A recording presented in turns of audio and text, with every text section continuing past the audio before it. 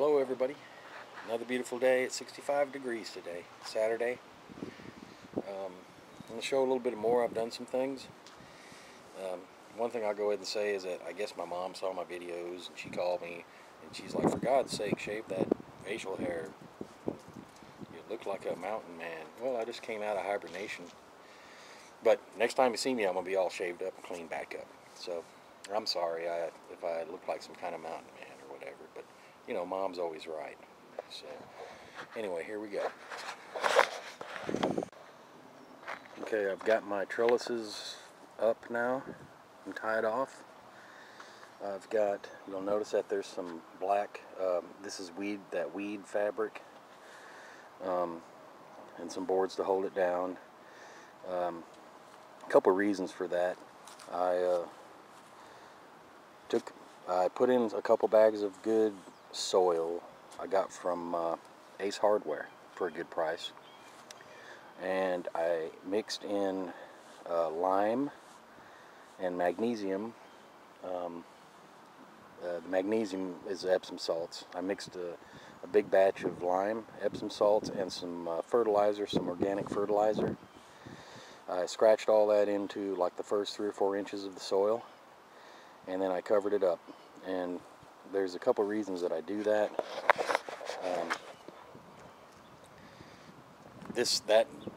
Lime, or the lime that I'm using, I couldn't find dolomite lime. It helps prevent blossom end rot. It provides calcium, and the magnesium is what helps the soil convert that calcium, that lime, into something that the plant can take up. So, you know, you'll hear a lot of people say, oh, I put Epsom salts on my plants and it really helped them. Well, that's true, but it's not true. It's not just the Epsom salt, the magnesium. It's the fact that if you have available calcium or lime in your soil, that magnesium creates, it works with that and creates something that your plant can take up. So just magnesium alone will work, yeah, if you have available lime and calcium in your soil. So it's a two-pronged thing. You know, it's not just, hey, Grandma used to put Epsom salts on her plants and they grew great. Well, that's not the whole story. So, at least that's the way I understand it. I may be wrong. But you kind of need both. So, yeah, Grandma's Epsom salts worked. But she probably had lime or calcium or something in that soil, you know, and that magnesium made the difference. It made it available to the plant. Something to always keep in mind, if you don't know, fertilizers and all these minerals and all these things you're putting in your ground, the plant doesn't eat that. The plant doesn't take that up. The soil breaks it down into something that the plant can take up. So you got, hush, you little heathen head. So you've got to put something, you're feeding the soil. That's a big saying around, you know, with organic people. You're not feeding your plant, you're feeding the soil. The soil feeds the plant. So you should always, if you get into the thinking of creating the best soil and the environment in your soil, that's what's feeding your plant, okay? The difference might be like with something like Miracle-Gro, which is a water-soluble, that stuff is like crack to a plant. That is something that is ingested into the plant easily. And that's why you see such dramatic results with Miracle-Gro, a lot of people do. Is because it's almost like crack to a plant that it absorbs into that plant readily, but it's not helping the soil, it's not helping the plant in the long run, and then that plant is actually becoming dependent. It's saying, hey, bam, I got this amazing amount of nitrogen in the soil available to me. I'm not going to produce fruit and stuff, I'm going to keep growing, you know. And so you'll see a lot of green. That's why you'll see people that have 4 and 5 foot tall tomato plants with no tomatoes on them, because they're just eating up that Miracle-Gro, that nitrogen, and they just keep growing. But anyway, I'm getting way off. I'm rambling here. Another thing that I wanted to talk about was, you know, I know people are at the point of where they're getting ready to start the garden, getting ready to till, buying soil, you know, looking at fertilizer. Well, while you're out there, be looking at some some of your sprays and things, and some of your pest control and some of that stuff too while you're there. Go ahead and pick it up. And I'll show you some of the stuff that I keep. And it's good to have the stuff ahead of time, because actually some of them are more beneficial if you can actually just give it a spray ahead of time before it actually then wait to the point where you have to use it, and it's almost, you know. So go ahead and stockpile your arsenal of weapons while you're out there getting your soil and all that stuff, so you have it readily. You know, some stuff might be hard to find, and you know, as you see it and find it, then grab it. Of course, one of the main things is insecticidal soap. Now, I normally use the Safer's brand with seaweed and all that. This is pretty much an organic. I don't know if this Ortho is totally organic, but insecticidal soap, it's not like using Sevin Dust and some of these terrible sprays and stuff. That's always beneficial to have, always. Another thing that's beneficial is it's Safer Caterpillar Killer. This is BT. This is Bacillus thuringius, and this kills hornworms, your caterpillars, your tomato worms, it'll kill moths, some of the moths that lay eggs and things. And this is good to have. Just go ahead and get it. And this is pretty much an organic way of dealing with them. Another thing I had to buy last year was copper, liquid copper. Again, this is organic. This is not a homogenized chemical made in some factory. It's essentially, this is pretty much considered an organic thing. It's strong. It's got to be careful with it. But when you start dealing with the black spot, and you know, you have these spots and they're growing and running their way up your plants and stuff, this doesn't kill that. This prevents it from spreading. And this is one of those things that actually can be beneficial to spray ahead of time, just in anticipation. You know, you start seeing a little something, go ahead and spray it and keep it from spreading, because it takes a couple weeks for this stuff to really kick in and do its job. It's actually prevents it from spreading. It's not attacking the actual problem.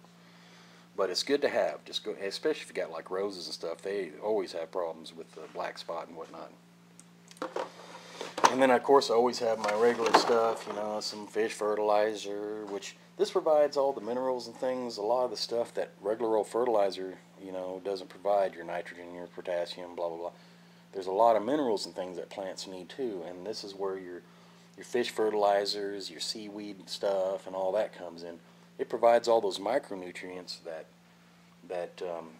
are very beneficial to a plant. They'll bring a plant from death, a house plant, some of these stuff, you know, things. This here is that Sea Magic. I live by this stuff. I believe in it. You get, it comes in a little pack of powder, and you mix that with water in a gallon, I think a gallon, and it makes the concentrate. And then you take that concentrate, and it's I got it wrote on here, 3 teaspoons per quart. So this stuff goes a long way. Man, this stuff is worth its weight in gold. It's fantastic. You can spray it on your plants. It creates a film, a biofilm, and I have seen amazing results with that stuff. I'm not trying to sell it to people, but it works. I have seen the results. It works. Okay. And of course, I keep it in a sprayer. And you can spray down your plants anytime with this stuff, just anytime you think you need to, and it just gives them a boost. Another thing that I do, let me show you the fertilizer I use pretty much. Garden Tone by Epsoma. That's the fertilizer I use. It's an organic fertilizer. It has bacteria and stuff in it as well. You don't have to worry about burning your plants with this stuff, but it's good. It's got everything in it. It's just such a good fertilizer, and this is available everywhere. Lowe's, Home Depot. This is the best stuff you can buy, in my opinion, for any plant. They make Tomato Tone. They make different stuff. The Garden Tone actually I think is better than the Tomato Tone for tomatoes, because the Garden Tone, just the ratio, is almost a better ratio for tomatoes. But anyway, just showing some of that stuff. But what I'm getting at is that while you're out there getting your stuff for your gardens, looking at plants, getting soil, kind of getting going, go ahead and be getting some insecticidal sprays and things like that, and try to stay organic if you can. And so you'll be prepared, and you're not in the last minute running out trying to find some BT or whatever before, after it's almost too late. All right, and then we're going to move on. I've got some other stuff I'll show in some other videos that I do. Another thing to be prepared for, to think about, I know this is all early, but it's something to be thinking about and getting your mindset going, is you've tried to be as sanitary as possible with your garden. And you're going to be out buying some snippers and things like that. Try to stick with like stainless steel. I like these as like a scissor. I bought these at Harbor Freight, but they're stainless steel, so they're easy to clean and disinfect. Get your spray bottle and mix you up a 10% bleach water mix. And that's useful for spraying on your hands, cleaning your hands off, cleaning your tools off, disinfecting things. I can't, in my opinion, I can't stress how important it is to keep your tools and stuff clean as you're going around working through the garden. I go on YouTube and I watch videos of people, and they're showing their garden and they're all proud of it, and they're rifling through their plants with their hands and stuff, and then they'll go over to another batch of plants and rifle through, and then some other plants and some other plants, and they're just touching and cradling my first cucumber. And you're spreading, if there's any disease, you're spreading it from plant to plant to plant. I would say, do not touch the plant. If you don't need to be touching that plant, don't touch it. And if you do, for God's sake, please spray off your tools, spray your hand, keep your hands clean when you're going from plant to plant to plant. Especially if it's a diseased plant and you're like trimming stems from it that are diseased and leaves. Don't go to the next plant and the next plant and the next plant. I mean, this stuff spreads like wildfire. So really, I'm real bad about it. I still have a habit of touching my plants and going to another plant and messing around without thinking about, I should have cleaned my hands off before I went over to this plant. I mean, it's simple to do. You got your spray bottle, spray off your tools, spray your hand if you have to, whatever. Don't spread it. I mean, you'll decimate your entire garden, in no time. I mean, millions of bacteria travel, especially when it's damp and wet. It travels in that water, that moisture, and it gets on the next plant. So be really careful. I think it's very important. I look at it like this. It's kind of like in a hospital. Like if a nurse came into your room and you had a wound or something, and she's working on it, cleaning it, and then it would be as if she just went to the next room and started working on that patient, and then went to the next room and working on that patient without ever cleaning her hands or cleaning her tools and stuff. It's the same thing with plants. I mean, you got to try to be sanitary as best you can. And the simple solution is just that bleach water spray. It'll kill pretty much anything, and it'll keep it from spreading. In some cases it's impossible. The wind, the rain is all going to spread it, but don't help it, okay? Try to be sanitary about when you start messing with your garden, even with your transplants and your seedlings and things. Just try to be extra sanitary. It doesn't hurt. It doesn't take any extra effort. So that's a big piece of advice I'll give, okay?